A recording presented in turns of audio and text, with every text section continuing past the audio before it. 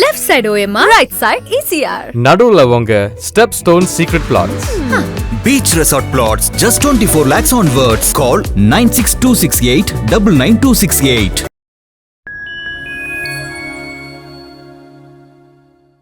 Fine time நேயர்களுக்கு வணக்கம். திரு விஜய் அவர்கள் ஒரு மாநாட்டுக்கோ இல்ல ஒரு நிர்வாகிகள் சந்திப்புக்கோ இல்ல வேற எங்க போனாலும் சரி மீடியாவோட கவனம் அங்கதான் இருக்கு. இப்ப எல்லாமே பாத்தீங்கன்னா அவர் வீட்டுல இருந்து கிளம்புறாருன்னு வச்சுக்கோங்களேன். இப்ப நீலாங்கரையில இருக்கு அவருடைய வீடு, அங்க இருந்து ஸ்டார்ட் பண்றாருன்னா அவர் எங்க போறாரு A to Z மீடியா ஃபுல்லா கவர் பண்றாங்க. அன்னைக்கு ஃபுல்லா அவர் என்ன பேசினாரு, அவர் எங்கெங்க போனான்றதுதான் ஹாட் டாபிக்கா இருக்கும். ஸோ இதெல்லாம் ஒரு பக்கம் இருக்கிறப்போ வேலூர்ல காலையில நிறைய சம்பவம் நடந்துச்சு.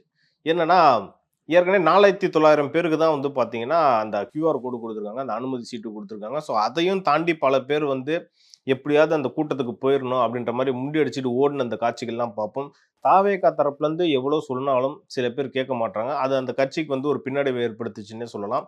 ஸோ அது தாவேகாவுடைய தலைமை நிர்வாகிகள் அதை கொஞ்சம் கட்டுக்கோப்பாக இருக்கணும், கட்டுப்படுத்தணும் அவங்களோட தொண்டர்களை அப்படின்றது தான் மக்களோட எதிர்பார்ப்பாகவும் இருக்குது. ஸோ அந்த கட்சிக்கும் அதுதான் ஒரு சேஃப்டியும் கூட அப்படின்ற மாதிரி பல பேர் அட்வைஸ் பண்ணுறாங்க. ஸோ அது பின்னால எப்படி இருக்குன்றதை பார்ப்போம். ஏன்னா போலீஸ் எவ்வளோ தடுத்தாலும் சில தொண்டர்கள் அப்படி பண்ணுறாங்கன்றது ஊடகத்திலையும் பார்க்க முடியுது நம்மளால.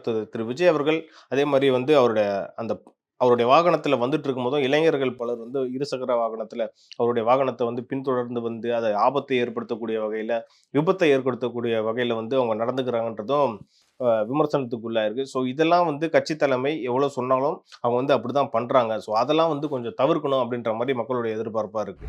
இன்னைக்கும் திரு விஜய் அவர்கள் வேலூர் அகரம்சேரியில் நடந்த அந்த நிர்வாகிகள் சந்திப்பு கூட்டத்தில் திரு விஜய் அவர்கள் நிறைய பேசினாரு. அதை பற்றி தான் நம்ம இந்த வீடியோவில் நம்ம ஃபுல்லாக பார்க்க போகிறோம். ஸோ அதுக்கு முன்னாடி நம்ம என்ன பார்க்க போகிறோம்னா, எலெக்ஷன் வேற நெருங்கிருச்சு. இன்னொரு அதிகபட்சம் ஒரு 40 நாள் இருக்குன்னே சொல்லலாம். ஸோ இதுக்கு தாவேகா என்னென்ன நடவடிக்கைகள் எடுத்திருக்காங்க, என்னென்ன பணிகளை செஞ்சுட்டு இருக்காங்கன்றதை நம்ம பார்ப்போம். தாவேகா சார்பாக பெரம்பூரில் நேற்று ஒரு செயல் வீரர்கள் கூட்டம் நடந்துச்சு. அங்கே ஒரு தீர்மானமும் நிறைவேற்றினாங்க. பெரம்பூர்ல தான் திரு விஜய் அவர்கள் போட்டியிடணும்னு சொன்னோடனே எல்லா மத்தியிலும் ரொம்ப ஒரு எதிர்பார்ப்பு அதிகமாயிடுச்சு. ஓகே, வட சென்னையில திரு விஜய் அவர்கள் போட்டியிட போறாரான்றது மக்கள் மத்தியில் இப்போ எல்லாமே பேசு பொருளா இருக்கு. மீடியாலையும் அதான் பேசிட்டு இருக்காங்க, எல்லா யூடியூப்லயும் அதான் பேசிட்டு இருக்காங்க. ஸோ விஜய் எந்த தொகுதியில போட்டியிட போறான்றது எல்லாருமே ரொம்ப ரொம்ப ஒரு ஆவலா வெயிட் பண்ணிட்டு இருக்காங்கன்னே சொல்லலாம். ஸோ இதெல்லாம் ஒரு பக்கம் இருக்கட்டும். நம்ம வேலூர்ல திரு விஜய் அவர்கள் என்ன பேசினாருன்றதை நம்ம பார்ப்போம். காலையிலேருந்து இப்போ வரைக்கும் பார்த்தீங்கன்னா திரு விஜய் அவர்கள் என்ன பேசினாரு, என்னென்ன சொன்னாரு, திமுக கவர்மெண்ட்டை என்னென்ன விமர்சிச்சாருன்றதான் எல்லாருமே போட்டு இன்னைக்கு பேசிக்கிட்டு இருக்காங்க.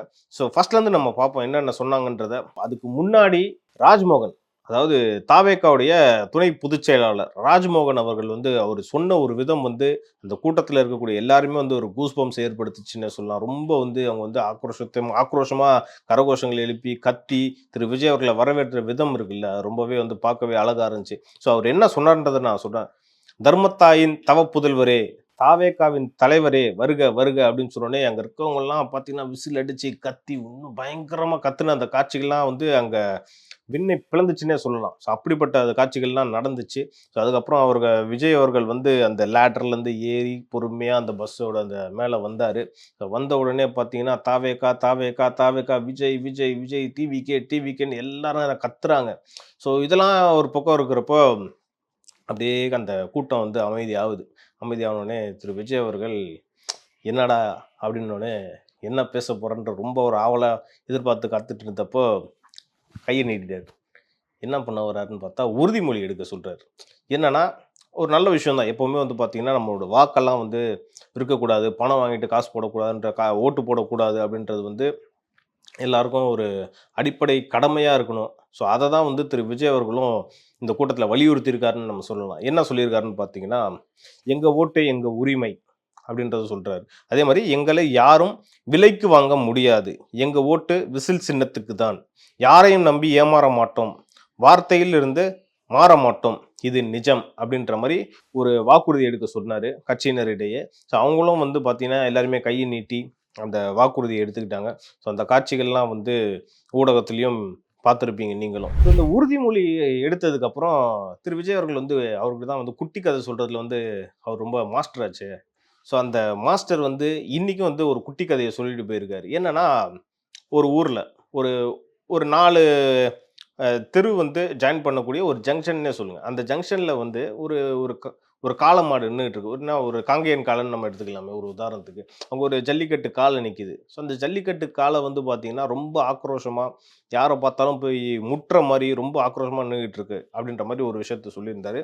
ஸோ அதை வந்து நிறைய பேர் வந்து அடக்க போனப்போ அவங்களெல்லாம் வந்து முட்டி சாய்ச்சிருக்கு. ஸோ சாய்ச்சதுக்கப்புறம் ஒரு சின்ன பையன் அந்த வழியில் வந்தவன் வந்து அந்த மாட்டுக்கிட்ட போயிட்டு நிற்கிறானாம் அப்படின்றத அவர் ஒரு கதையாக சொன்னார். ஸோ அந்த பையன் என்னடா பண்ண போகிறான் அப்படின்ற மாதிரி எல்லாருமே ஆவலாக வந்து திரு விஜய் அவர்கள் என்ன சொல்ல போகிறான்ற மாதிரி ரொம்ப ஒரு இன்ட்ரெஸ்டிங்காக கேட்டுட்டு இருக்கிறப்போ அந்த பையன் என்ன பண்ணியிருக்கான்னா அவன் பாக்கெட்டில் இருக்கிற அந்த 2 புல்லை மட்டும் எடுத்து அந்த மாடுகிட்ட கொடுத்துருக்காங்க. அங்கே ஏற்கனவே வந்து அந்த பையன்கிட்ட வந்து பல பேர் வந்து அட்வைஸ் பண்ணாங்களாம். என்னன்னா, தம்பி அங்கே போகாதப்பா, அதை முட்டி சாய்ச்சிரும், எங்களுக்கு வந்து அனுபவம் இருக்குது, எங்களே வந்து சாய்ச்சிருச்சு, நீலாம் போனால் உனக்கு உயிருக்கு ஆபத்தாயிரும் அப்படின்ற மாதிரி அவர் சொன்னார். சொன்னதுக்கப்புறம் என்ன நடக்கும்ன்றது தான் எல்லாருமே ஒரு ஆவலாக பார்த்துக்கிட்டு இருந்தாங்க. அப்போ என்ன நடந்துச்சுன்னா, அந்த மாடு அந்த பையன் கொடுத்த அந்த புல்லை மட்டும் சாப்பிட்ருச்சு. சாப்பிட்டதுக்கப்புறம் அந்த மாடும் அந்த பையனும் அப்படியே போயிட்டாங்க அப்படின்ற மாதிரி அவர் ஒரு விஷயம் சொன்னார். என்ன இதுலேருந்து அவர் சொன்ன வந்த விஷயம் என்னன்னா, அந்த மாடு தான் வந்து அரசியல் களம். அந்த அனுபவம் வாய்ந்த அந்த சொன்னாங்கல்ல, தம்பி போயிடாதீங்கன்னு சொன்னாங்கல்ல, அவங்க தான் வந்து இதுக்கு முன்னாடி இருந்த இப்போ இருக்கிற அந்த ஆட்சியாளர்னு நம்ம எடுத்துக்கலாம் அப்படின்ற மாதிரி அவர் சொன்னார். அந்த பையன் யாருன்னா தான் தாவேகா அப்படின்ற மாதிரி சொன்னார். இதில் சொன்ன வந்த விஷயம் என்னன்னா, மக்களுக்கு என்ன நம்ம செய்ய போகிறோம், என்ன அறிவார்ந்து நம்ம செய்ய போகிறோம், அதுதான் வந்து இந்த குட்டி கதையோட களம் அப்படின்ற மாதிரி ஒரு விஷயத்த சொல்லியிருந்தார். ஸோ மக்களுக்கு என்ன தேவை, எது தேவையில்லைன்றதை சிந்திச்சு செயல்பட்டாலே தமிழ்நாடு நல்லா இருக்கும் அப்படின்றது தான் இந்த கதையோட சுருக்கம்னு நம்ம எடுத்துக்கலாம். ஸோ இந்த குட்டி கதையை தான் வந்து திரு விஜய் அவர்கள் சொன்னார். ஸோ நீங்களும் அவர் சொன்ன விதத்தை நீங்கள் போய் பாருங்கள். அது உங்களுக்கு இன்னும் வந்து சூப்பராக இருக்குன்றதை நான் நம்புகிறேன். அதே மாதிரி இன்னொரு முக்கியமான விஷயமும் சொல்லியிருந்தார். நிறையா இப்போ வந்து விஜய் அவர்கள் மேலே பல அரசியல் விமர்சகர்களாக இருந்தாலும் சரி, பல அரசியல் கட்சி தலைவர்களாக இருந்தாலும் சரி, அவங்க வைக்கக்கூடிய பிரதானமான ஒரு விமர்சனம் என்னன்னு பார்த்தீங்கன்னா, அவர் வெளியிலே வரமாட்டுறாரு, மக்களை சந்திக்க மாட்டுறாரு அப்படின்றது தான் ரொம்ப அவர் மேலே வைக்கக்கூடிய ஒரு கரும்புள்ளினே நம்ம சொல்லலாம். அதுக்கெல்லாம் முற்றுப்புள்ளி வைக்கக்கூடிய வகையில் திரு விஜய் அவர்கள் அது ஒரு பதிலும் சொல்லியிருக்காரு. என்னன்னா, உங்களை எல்லாருமே சந்திக்கணும் அப்படின்றது தான் என்னுடைய ஆசையும் கூட. ஆனால் ஒரு எதிர்கட்சியாக உங்களை நான் கேள்வி எழுப்புறப்ப நமக்கு எதிராக செய்யக்கூடிய இந்த சூழ்ச்சிகள் எல்லாமே நீங்கள் பார்த்துருப்பீங்க அப்படின்ற மாதிரி ஒரு விஷயத்த சொல்லியிருந்தாரு. என்னன்னா, இதுக்கு என்ன அர்த்தம்னு நம்ம புரிஞ்சுக்கலாம்னு பார்த்தீங்கன்னா, தாவேகாவுக்கு குறிப்பாக திரு விஜய் அவர்கள் எங்கெங்கெல்லாம் போய் பரப்புரை செய்யணும்னு நினைக்கிறாரோ, இல்லை மக்களை சந்திக்கணும்னு நினைக்கிறாரோ, இல்லை நிர்வாகிகளை சந்திக்கணும்னு நினைக்கிறாரோ, அங்கெல்லாம் வந்து தாவேகாவுக்கு அனுமதி கொடுக்க மாட்றாங்க அப்படின்றது தான் அவருடைய பேச்சிலேருந்து நம்ம புரிஞ்சுக்கணும். இதை தான் வந்து அந்த கூட்டத்தில் கூட திரு விஜய் அவர்கள் வலியுறுத்தி சொல்லியிருக்காரு. ஸோ உங்ககிட்டே நான் விட்டுறேன். தாவேகாவுக்கு இந்த அழுத்தம் உண்மையாலே இருக்கா, இல்லை இந்த விஷயத்த வந்து அவங்க அரசியல் படுத்துறாங்களா அப்படின்றத மக்களாகிய நீங்கள் திரு விஜய் அவர்கள் சொன்ன விஷயம் உண்மையா இல்லையான்றதையும் நீங்கள் கமெண்ட்ஸில் சொல்லுங்கள். அது மட்டும் இல்லாமல் இன்னொரு விஷயத்த ரொம்ப ஸ்ட்ரெஸ் பண்ணி சொல்லியிருக்காரு. என்னன்னா, தாவேகா நாளைக்கு ஆட்சிக்கு வந்துச்சுன்னா எல்லா கிராமத்துலேயும் நான் வந்து அங்கே போய் மக்கள் எல்லாமே சந்திப்பேன், உங்களுடைய கஷ்டத்தை எல்லாத்தையும் நான் கேட்டு தெரிஞ்சுப்பேன் அப்படின்ற விஷயத்தையும் திரு விஜய் அவர்கள் வலியுறுத்தி சொல்லியிருக்காரு. தாவேகா ஆட்சிக்கு வருமா இல்லையான்றது 2வது பட்சம். ஆனால் ஒரு அரசியல் தலைவராக இருந்துட்டு, ஒரு கட்சி தலைவராக இருந்துட்டு மக்களுடைய கஷ்டத்தை நேரடியாக போய் சந்திப்பேன், மக்களை நேரில் பார்ப்பேன் அப்படின்றது வந்து எல்லா தலைவரும் சொல்கிறாங்க தான். ஆனால் திரு விஜய் அவர்கள் இன்னைக்கு சொல்லியிருக்கக்கூடிய விஷயம் நல்ல விஷயம். அது மக்கள் மத்தியில் எப்படி போய் சேர்ந்துருக்கு அப்படின்றத நம்ம பொறுத்திருந்து தான் பார்க்கணும். இது வந்து திரு விஜய் அவர்களுக்கு கை கொடுமா இல்லையான்றதை வந்து நம்ம தேர்தல் ரிசல்ட் வந்ததுக்கப்புறம் நம்ம இதே மாதிரி நம்ம டிஸ்கஸ் பண்ணலாம். ஸோ திரு விஜய் அவர்கள் வந்து இந்த ஒரு விஷயத்தை வந்து ரொம்ப முக்கியமாக கையில் எடுத்திருக்காருன்னே சொல்லலாம். ஏன்னா நீங்கள் கடைசி 5 வருஷமாக பார்த்தீங்கன்னா திமுக கையில் எடுத்த அரசியல் என்னன்னு பார்த்தீங்கன்னா பாஜக எதிர்ப்பு தான். பாஜக எதிர்ப்புன்ற இந்த அரசியலை வச்சு தான் வந்து கடைசி 5 வருஷமாக பயணிச்சுக்கிட்டு இருக்காங்க. இப்போவும் வரக்கூடிய சட்டமன்ற தேர்தலையும் அவங்க வைக்கக்கூடிய முக்கியமான எதிர்ப்பான விஷயம் என்னன்னு பார்த்தீங்கன்னா, பாஜக என்னைக்கும் தமிழ்நாட்டுக்குள்ளே வரக்கூடாது அப்படின்றத தான் வந்து பிரதானப்படுத்திக்கிட்டே இருக்காங்க. அதை தான் வந்து திரு விஜய் அவர்கள் இந்த கூட்டத்திலையும் பேசியிருக்காரு. என்னன்னா, இந்த எலெக்ஷன் வந்து ஸ்டேட் எலெக்ஷன், அசம்பிளி எலெக்ஷன், இதுக்கும் டெல்லிக்கும் என்ன சம்பந்தம், இதுக்கும் என்டிஏக்கும் என்ன சம்பந்தம் அப்படின்ற மாதிரி ஒரு கேள்வி கேட்டிருக்காரு. என்னன்னா, திரு ஸ்டாலின் அவர்கள் வந்து சமீபமாக எல்லா மாநாட்டிலையும் பேசுறது என்னன்னா, தமிழ்நாட்டுக்கும் டெல்லிக்கும் தான் போட்டி, தமிழ்நாட்டுக்கும் என்டிஏக்கும் இடையே தான் போட்டி அப்படின்னு சொல்லிக்கிட்டே வரா. எங்கேயுமே வந்து பிரதானமான எதிர்கட்சியாக இருக்கக்கூடிய அதிமுகன்ற பேரை வந்து திமுகவினர் பயன்படுத்த தவறுறாங்க. ஸோ அதை தான் வந்து திரு விஜய் அவர்கள் இப்போ கேட்டிருக்காரு. என்னன்னா, இதையே போட்டு நீங்க சொல்லிக்கிட்டே இருக்கீங்களே, இது ஒரு பால் டப்பான்னு இதையே போட்டு உருட்டிக்கிட்டே இருக்கீங்களே முதல்வர் திரு ஸ்டாலின் சார் அவர்களே அப்படின்ற மாதிரி அந்த கேள்வி எழுப்பியிருக்காரு. இன்னொரு விஷயம் என்னன்னா, இது வந்து ஸ்டாலின் அவர்களே இது வந்து தமிழ்நாட்டுக்கும் ஊழலுக்கும் இடையே நடக்கக்கூடிய போர், ஊழலுக்கும் லஞ்சத்துக்கும் இடையே நடக்கிற போர், ஊழலுக்கும் திமுக அரசுக்கும் இடையே நடக்கிற போர் அப்படின்ற போது திரு விஜய் அவர்கள் சொன்னப்போ அங்க இருக்கக்கூடிய எல்லாருமே வந்து அப்படியே ரொம்ப ஆர்ப்பரிச்சு கத்துறாங்க. ஸோ இது இன்னொரு விஷயம் இதுல வந்து இன்னும் சொல்லியிருக்காரு என்னன்னு பாத்தீங்கன்னா, விஜய்க்கும் ஸ்டாலின் சாருக்கும் இடையே போட்டின்னு சொன்னோடனே அப்பா அந்த கூட்டம் அப்படியே வந்து பைத்தியம் மாதிரி கத்துறாங்க. திரு விஜய் அவர்களை போட்டு அப்படியே கொண்டாடுறாங்க இது சொன்னதுக்கு அப்புறம்.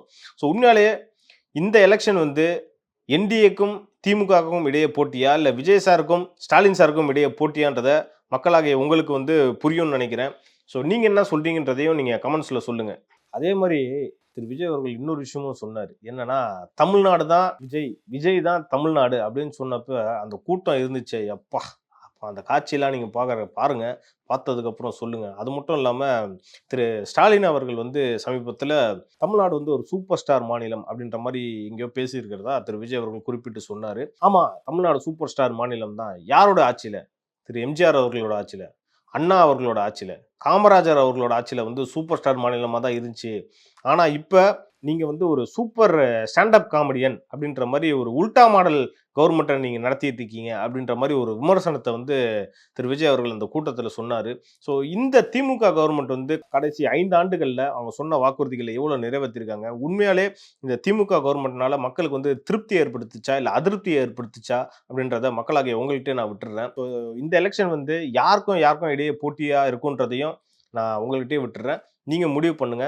இந்த தேர்தல் வந்து உண்மையாலே களம் வந்து தாவேகாக்கும் திமுக இடையே தான் போட்டியா, இல்லை அதிமுகக்கும் திமுக இடையே போட்டியா, இல்லை என்டிஏக்கும் திமுக இடையே போட்டியான்றதை வந்து அது உங்களுக்கு புரியும். நீங்களே அதை முடிவு எடுத்துக்கோங்க. வழக்கமாக திரு விஜய் அவர்கள் பார்த்துருந்தீங்கன்னா, இதுக்கு முன்னாடி பல மாநாட்டிலையும் பல நிர்வாகிகள் சந்திப்புலையும் நிறையா நிகழ்ச்சியில் வந்து திரு விஜய் அவர்கள் பேசியிருந்தார். அப்போல்லாம் வந்து பார்த்தீங்கன்னா, திமுக அரசோட ஊழல்களை வந்து நிறைய பட்டியலிட்டும் அந்தந்த மாவட்டத்தில் இருக்கக்கூடிய பிரச்சனைகள் குறித்தும் நிறையா பேசியிருப்பார். ஸோ இந்த நிர்வாகிகள் சந்திப்பில் வந்து தன்னை முன்னிலைப்படுத்தி, இல்லை அவருக்கு ஏதேனும் அழுத்தம் இருக்குதா, இல்லை அவருக்கு கொடுக்கக்கூடிய அழுத்தத்தை வந்து அவர் வந்து வெளியில் சொல்கிற மாதிரி தான் இந்த கூட்டம் அமைஞ்சிருக்குன்னு நம்ம சொல்லலாம். அவருடைய பேச்சுகள் இருந்துச்சுன்னு நம்ம சொல்லலாம். ஸோ அந்த வகையில் இந்த எலெக்ஷன் வந்து 50 வருஷத்துல ரொம்ப ரொம்ப ஒரு அதிசயமான எலெக்ஷனா இருக்கும் அப்படின்ற மாதிரி திரு விஜய் அவர்கள் சொல்லியிருக்காரு. என்னன்னா வந்து அவர் வந்து தொடர்ந்து தாவேகா வந்து எல்லா இந்த ஆட்சியில் நடக்கக்கூடிய ஊழல்களையும் லஞ்சத்தையும் மக்கள் வந்து பல இடத்துல போராட்டம் பண்றாங்க, இதெல்லாம் வந்து வெளியில சொல்றதுனால அவங்களுக்கு வந்து அழுத்தம் கொடுக்குறாங்க. அதனால வந்து இவங்க மேல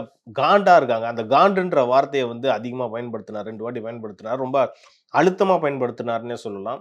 ஸோ இதை வந்து நம்ம இந்த ஸ்பீச்சை நம்ம எப்படி இருந்து பார்த்துக்கணும்னா, அவருக்கு ஏதேனும் அழுத்தம் இருக்கா, அவருக்கு கொடுத்துருக்கக்கூடிய அந்த அழுத்தத்தை தான் வந்து அந்த கோபமாக அவர் வெளிப்படுத்தியிருக்காரான்ற அந்த ஒரு சந்தேகம் வந்து எனக்கு எழுந்திருக்கு.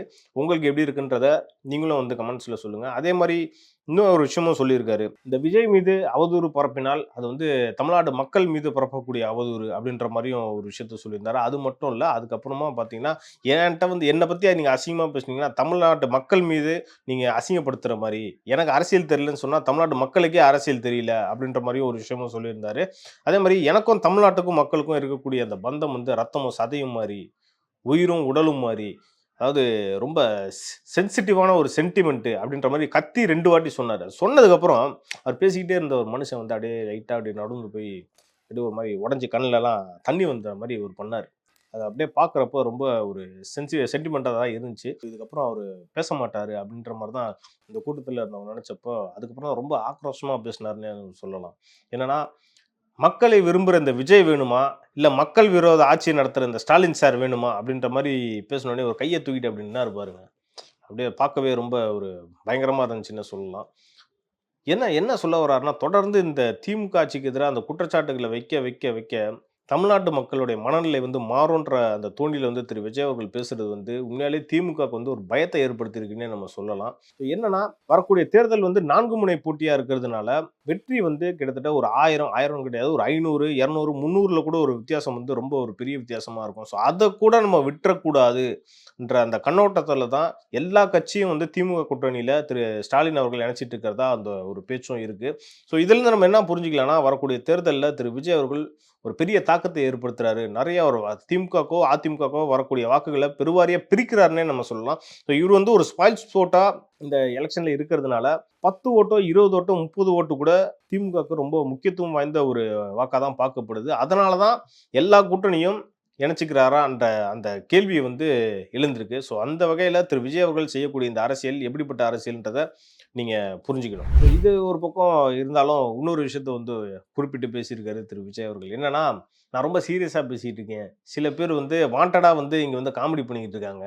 அவங்களெல்லாம் நான் கண்டுக்கிறதே இல்ல அப்படின்ற மாரி ஒரு நக்கலா வந்து சொல்லிட்டு போனாரு. இன்னொரு கேள்வி ஒண்ணு எழுப்பியிருந்தாரு அடுத்தபடியா. எனக்கு அது ரொம்ப புடிச்சிருந்துச்சு. என்னன்னா, சில பேர் வந்து அரசியலுக்கு வந்ததுக்கப்புறம் அவங்களுடைய செல்வாக்கு உயர்ந்திருக்கு. செல்வாக்குனா பொருளாதார ரீதியில அவங்க வந்து மேல வந்திருக்காங்க. அதெல்லாம் வந்து எப்படி சம்பாரிச்ச பணம்? ஆட்டைய போட்ட பணமா? அப்படின்ற அந்த கேள்வி வந்து திரு விஜய் அவர்கள் எழுப்பியிருக்காரு.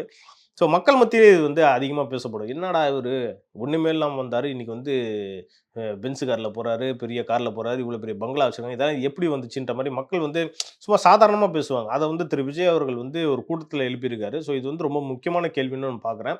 இதே மாரி இதுவும் ரொம்ப ரொம்ப முக்கியமான விஷயம் தாங்க. என்னன்னா, கரூர் அந்த கூட்ட நெரிசல் சம்மந்தப்பட்ட அந்த பேச்ச தான் வந்து திரு விஜய் அவர்கள் இந்த கூட்டத்திலயும் பேசியிருக்காரு. என்னன்னா, முதல்வர் திரு ஸ்டாலின் அவர்கள் வந்து சமீபமா எங்கேயோ பேசியிருக்காரு போல. என்னன்னா, எனக்கு யாருமே எதிரி இல்ல. எல்லாருமே நண்பர்கள் தான் அப்படின்ற மாரி திரு விஜய் அவர்கள் அந்த கூட்டத்தில சொல்லியிருக்காரு. அவரும் எங்கேயோ முதல்வர் குடுத்த அந்த பேட்டிய பார்த்திருப்பாரு போல. அதுல என்ன சொல்லியிருக்காங்கன்னா, எல்லாருமே உங்களுக்கு நண்பர்கள்னா, அந்த கரூர் கூட்ட நெரிசல் தொடர்பான அந்த வழக்குல மட்டும் என்ன ஏன் என் மேல ஏன் பழிய போட்டீங்கன்ற மாரி திரு விஜய் அவர்கள் இந்த கூட்டத்தில கேள்வி எழுப்பியிருக்காரு. அது மட்டும் இல்லாம, உங்களுக்கு வந்து மனசாட்சி இருந்துச்சுன்னா, என் மேல அந்த பழிய போட்டிருப்பீங்களா? அப்படின்ற மாரியும் விஜய் அவர்கள் அந்த கேள்விய வந்து அங்க எழுப்பியிருக்காரு. ஸோ இது வந்து எப்படி உண்மையாலே கரூர் அந்த சம்பவத்துக்கு வந்து திரு விஜய் அவர்கள் தான் காரணமா? இல்ல அரசு காரணமா? இல்ல போலீஸ் வந்து போதுமான பாதுகாப்பு குடுத்திருக்கா இல்லையான்றத வந்து நம்ம இங்க பேச முடியாது. ஏன்னா, அது தொடர்பான வழக்கு வந்து நீதிமன்றத்தில இருக்கு. ஸோ என்னதான் இருந்தாலும் அந்த சம்பவம் வந்து உண்மையிலேயே மனச உலுக்குது. இப்போ வரைக்கும் அந்த உலுக்கிட்டு தான் இருக்கு. இதுக்கப்புறமும் அந்த மாரி சம்பவம் எங்கேயும் நடக்கக்கூடாதுன்றது தான் நம்மளுடைய கருத்தா இருக்கு. ஸோ அது மட்டும் இல்லாம இன்னொரு விஷயத்தையும் அவர் குறிப்பிட்டு சொன்னது என்னன்னு பார்த்தீங்கன்னா, இப்போ வரைக்கும் தாவேகா சார்ந்த எங்க ஒரு மாநாட்டுக்கா இருந்தாலும் சரி, ஒரு ஃபங்ஷனா இருந்தாலும் சரி, எந்த ஒரு ஈவென்ட்டா இருந்தாலும் சரி, ஏன் வந்து அனுமதி குடுக்க மாட்றாங்க? அப்படின்ற ஒரு விஷயத்த வந்து கேள்வி எழுப்பியிருக்காரு. உண்மையாலே தாவேகாக்கு தான் இந்த இந்த விஷயம் நடக்குதா? அப்படின்ற மாரி மக்கள்ட்ட தான் இது வந்து விட்டுறணும். மக்கள் உண்மையிலேயே நம்புறாங்களா? தாவேகாக்கு உண்மையிலேயே அனுமதி குடுக்கலையா? இல்ல இத வச்சு அவங்க அரசியல் பண்ணிட்டு இருக்காங்களான்றத நான் மக்களாகிய உங்ககிட்ட நான் விட்டுர்றேன். அது என்ன நடக்குதுன்றத நீங்க சொல்லுங்க. ஸோ அதே மாரி வந்து பார்த்தீங்கன்னா, திரு விஜய் அவர்கள் திமுக குடுத்த அந்த வாக்குறுதிய பத்தியும் இந்த கூட்டத்தில பேசியிருக்காரு. என்னன்னு பார்த்தீங்கன்னா, திமுக ஆட்சிக்கு வந்தா மாசம் மாசம் அந்த பில்லு அந்த கட்டணம் வந்து வசூலிக்கப்படும் அப்படின்ற மாரி ஒரு வாக்குறுதிய குடுத்திருந்தாங்க. அத வந்து ஏன் வந்து செயல்படுத்தல? அப்படின்ற மாரியும் அவரு திரு விஜய் அவர்கள் கேள்வி எழுப்பியிருக்காரு. என்னன்னா, தமிழ்நாட்டுல ஏழைகள் அதிகமா இருக்காங்க. அவங்களுக்கு வந்து இன்னைக்கு வந்து மின் கட்டணமா இருந்தாலும் சரி, ப்ராப்பர்ட்டி டாக்ஸா இருந்தாலும் சரி, வாட்டர் டாக்ஸா இருந்தாலும் சரி, எல்லாமே வந்து அதிகமாயிருச்சு. மின் கட்டணம் வந்து அதிகமாயிடுச்சுன்றத மக்கள் மத்தியிலே இன்னைக்கு பேசப்படுது. ஸோ அத தான் வந்து திரு விஜய் அவர்கள் கேள்வி எழுப்பியிருக்காரு. இதே வந்து நீங்க ஒரு ஏழை வீட்ல ஒரு 100 யூனிட் கூட பயன்படுத்த மாட்டாங்க. இப்ப வந்து அவங்களுக்கு வந்து 2 மாசம்னா, அது வந்து ஒரு 200 யூனிட் ஆயிருது. அது வந்து மின் கட்டணம் அதிகமாகுது அப்படின்ற மாரி அவர் கோடிட்டு சொல்லியிருந்தாரு. ஸோ இதே வந்து மாசம் மாசம் நீங்க பில் எடுத்தீங்கன்னா 100 யூனிட் கூட வராது. ஏழை எளிய மக்களுக்கு வந்து அது ரொம்ப ஒரு பயனுள்ளதா இருக்கும். அத ஏன் நீங்க செய்ய மாட்டீங்க? செய்ய தவறிட்டீங்க அப்படின்ற மாரி ஒரு கேள்வி எழுப்பியிருந்தாரு. உண்மையிலே இது நல்ல கேள்வி தான். ஏன்னா மக்களும் இத தான் கேட்டுட்டு இருக்காங்க. இது வந்து ரொம்ப ரொம்ப முக்கியமான வாக்குறுதின்னே நம்ம பார்க்கலாம். 2021ல திரு ஸ்டாலின் அவர்கள் இந்த வாக்குறுதிய சொன்னப்போ அவங்களுக்கு நாங்க குடுத்த அந்த ஆதரவு இருக்குல்ல, அது அதிகமாவே இருந்துச்சு இந்த விஷயத்துல. ஸோ இது வந்து கண்டிப்பா இந்த எலக்ஷன்ல வந்து பிரதிபலிக்குமா இல்லையான்றத நம்ம பொறுத்திருந்து பார்ப்போம். அதே மாரி பெண்கள் பாதுகாப்பு குறித்தும் திரு விஜய் தொடர்ந்து பேசிட்டு இருக்காரு. ஏன்னா தாவேகா ஆட்சிக்கு வந்துச்சுன்னா, பெண்களுக்கும் பெண் குழந்தைகளுக்கும், ஆண் குழந்தைகளுக்கும் பார்த்தீங்கன்னா, அந்த பாதுகாப்புன்றதுல காம்ப்ரமைஸே இருக்காது. அப்படின்ற மாரி விஷயத்த தொடர்ந்து சொல்லிக்கிட்டே வராரு. ஸோ இந்த கூட்டத்திலேயும் வந்து பெண்கள் பாதுகாப்பு குறித்தும் நெறைய விஷயம் பேசியிருந்தாரு. அதே மாரி சட்டம் ஒழுங்கு வந்து இந்த ஆட்சியில வந்து நல்லாவே இல்ல. ரொம்ப சீர்கெட்டு போச்சுன்ற மாரி பிரதான எதிர்க்கட்சியான அதிமுகவும், பல கட்சிகளும் சொல்லிக்கிட்டே இருக்காங்க. அதே மாரி தான் திரு விஜய் அவர்களும் சட்டம் ஒழுங்கு பத்தி இந்த கூட்டத்திலயும் வந்து ஸ்ட்ரெஸ் பண்ணி கேட்டிருக்காரு. அதே மாரி தாவேகா ஆட்சிக்கு வந்துச்சுன்னா, சட்டம் ஒழுங்கு வந்து ரொம்ப கிளியரா இருக்கும். அதுக்கு தான் வந்து நம்பர் 1 பிரையாரிட்டி குடுப்போம் அப்படின்ற மாரியும் பேசியிருந்தாரு. இதெல்லாம் ஒரு பக்கம் இருக்கிறப்ப, தாவேகா தலைவர் திரு விஜய் அவர்கள் இந்த கூட்டத்தில தாவேகாவோட அறிக்கைய படிச்சிருக்காருன்னே நம்ம சொல்லலாம். ஏன்னா நெறைய விஷயம் சொல்லியிருந்தாரு. அதே மாரி விஜயின் உத்தரவாதம் அப்படின்ற பேர்ல ஒரு ஒரு அறிக்கையே வந்து லிஸ்ட் பண்ணியிருக்காரு. என்னன்னு பார்த்தீங்கன்னா, பெண்கள், பெண் குழந்தைகள், ஆண் குழந்தைகள் பாதுகாப்பு தாவேகா ஆட்சியில் நம்பர் 1 இருக்கும். சட்டம் ஒழுங்கு ரொம்ப ஸ்ட்ரிக்ட்டாக இருக்கும். அரசு பள்ளி, கல்லூரி முதல் எல்லா கல்லூரிகளும் தரமாக இருக்கும். அதே மாரி கோச்சிங் கிளாஸ் அவசியம் இல்லை. அது என்ன சொல்றாருன்னா, இந்த நீட்டு, அப்புறம் டிஎன்பிஎஸ்சி, யுபிஎஸ்சி எக்ஸாம் பார்த்தீங்கன்னா, மாணவர்கள் வந்து தனியா கோச்சிங் கிளாஸ் போய் அதுக்கு செலவு பண்ணி, லட்சமா செலவு பண்ணி அந்த எக்ஸாம வந்து ஃபேஸ் பண்ணுவாங்க. ஸோ அதுக்கான அவசியம் தாவேகா ஆட்சியில இருக்காது. ஏன்னா, தாவேகா ஆட்சியில அந்த கல்வி தரமே உயர்த்தப்படும். அதாவது ஒரு மாணவர்கள் வந்து அந்த காம்படிட்டிவ் எக்ஸாம ஃபேஸ் பண்ணக்கூடிய வகையில வந்து சிலபஸ் வந்து மாற்றி அமைக்கப்படும் அப்படின்ற மாரியும் திரு விஜய் அவர்கள் ஒரு உத்தரவாதத்த குடுத்திருக்காரு. அதே மாரி உயர்நிலை பாடத்திட்டத்தில் அடிப்படை அரசியல் சாசனம் சேர்க்கப்படும். ஒன்றிய மாநில அரசு கல்லூரிகள் மற்றும் பல்கலைக்கழகங்களில் உள்ள சேர்க்கை குறித்து மாணவர்களுக்கு புரிதல் ஏற்படுத்தி தரப்படும் அப்படின்ற மாதிரியும் சொல்லியிருக்காரு. அரசு பள்ளிகளில் பெண் குழந்தைகளுக்கு சுத்தமான சுகாதாரமான கதவுகள் பொருத்தப்பட்ட ரெஸ்ட் ரூம்கள் அமைக்கப்படும் அப்படின்ற மாதிரி திரு விஜய் அவர்கள் சொல்லியிருக்காரு. அதே மாதிரி போதைப் பொருட்கள் இல்லா தமிழ்நாடு அமைக்கப்படும். இன்னைக்கு வந்து தமிழ்நாட்டில் இந்த போதைப் பொருட்கள் புழக்கம் வந்து எப்பேற்பட்ட ஒரு அழிவை ஏற்படுத்திட்டு இருக்குன்றத மக்களாகிய உங்களுக்கு வந்து புரியும்னு நினைக்கிறேன். ஏன்னா பல எதிர்கட்சி தலைவரும் எதிர்கட்சியும் தொடர்ந்து இதை தான் சொல்லிட்டு இருக்காங்க. தமிழ்நாட்டில் வந்து கஞ்சா புழக்கம் அப்புறம் போதைப் பொருட்கள் புழக்கம் வந்து அதிகமாக இருக்குன்ற மாதிரி தான் தொடர்ந்து குற்றச்சாட்டு வச்சுக்கிட்டு இருக்காங்க. ஸோ இது வந்து தமிழ்நாட்டில் வந்து முற்றிலுமாக ஒழிக்கப்படும்ன்ற மாதிரி திரு விஜய் அவர்கள் சொல்லியிருக்காரு. அதே மாதிரி எஸ்பி கலெக்டர்ஸ்களில் வந்து சரிபாதியா பெண்கள் இருக்கும்படி அமைக்கப்படும் செய்வோம் அப்படின்ற மாதிரியும் சொல்லியிருக்காங்க. அடுத்தபடியாக மலை கிராமங்களில் ஆரம்ப சுகாதார நிலையங்களில் பிரசவம் பார்க்கும் வசதி அமைக்கப்படும் அப்படின்ற மாதிரியும் சொல்லியிருக்காரு. அதே மாதிரி பஸ் போக்குவரத்து இல்லாத கிராமங்களே இல்லாத நிலை உருவாக்கப்படும். அமைப்பு சாரா தொழிலாளர்களுக்கு தனி வாரியம் அமைக்கப்படும் அப்படின்ற மாதிரி விஜய் அவர்கள் சொல்லி முடிச்சிருக்காரு. இது வந்து நம்ம தாவேக்காவுடைய தேர்தல் அறிக்கையா நம்ம எடுத்துக்கலாம். ஏன்னா திரு விஜய் அவர்கள் ஏற்கனவே சொல்லியிருக்காரு. என்னன்னு பார்த்தீங்கன்னா, நடைமுறையில் சாத்தியம் உள்ளதை மட்டும்தான் நான் சொல்லுவேன், இல்லாததெல்லாம் நான் சொல்ல மாட்டேன், அடிச்சு விட மாட்டேன் அப்படின்ற மாதிரி பல கூட்டங்களில் சொல்லியிருக்காரு. ஸோ இதில் சொல்லியிருக்கக்கூடிய எல்லா விஷயங்களும் பார்த்தீங்கன்னா செய்யக்கூடிய வகையில் தான் இருக்குது. எதுவுமே வந்து இல்லைன்னு நம்ம சொல்லிட முடியாது. ஸோ பொறுத்திருந்து பார்ப்போம். இதெல்லாம் வந்து திரு விஜய் அவர்களுக்கு வந்து எந்த வகையில் ஒரு பாசிட்டிவாக அமையுன்றதை இறுதியாக வந்து ஒரு விஷயத்த சொல்லி முடிச்சிருக்காரு. என்னன்னு பார்த்தீங்கன்னா, யார் கூட்டணிக்கு வந்தாலும் கொள்ளடிச்ச பணத்தை வந்து கொஞ்சம் கொடுத்து கூட்டணி அமைச்சிட்டு இருக்காங்க அப்படின்ற மாதிரி சொல்லியிருந்தாரு. அதுக்கு பேர் ஒன்று வச்சிருக்காராம், கல்லாப்பெட்டி கூட்டணி அப்படின்ற மாதிரி ஒரு பேரையும் வச்சுட்டு அந்த பேச்சை வந்து முடிச்சிருக்காரு. கடைசியாக லாஸ்ட்டாக ஒரு விஷயத்த சொல்லி முடிச்சிருக்காரு. என்னன்னா, இந்த எலெக்ஷனில் வந்து விசில் புரட்சி ஏற்படுத்தப்படும் சொல்லியிருக்காரு. ஸோ உண்மையிலேயே இந்த எலெக்ஷன் வந்து விசில் புரட்சியா இல்லை என்ன புரட்சின்றதை நீங்களே சொல்லுங்கள். வணக்கம்.